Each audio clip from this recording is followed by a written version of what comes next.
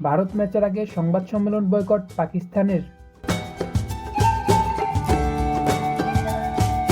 Group পর্বের পর এবার সুপার ফোরে মাঠে নামবে ভারত ও পাকিস্তান।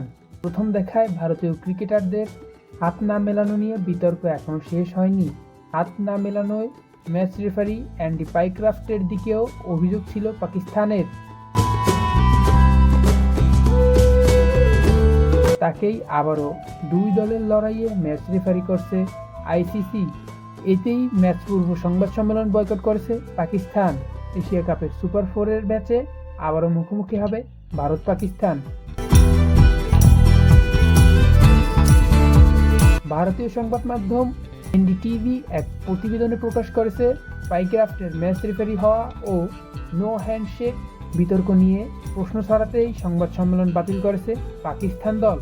ফলে দুই দলের আসন্ন লড়াইয়ে উত্তেজনাও যে আরও বাড়ল।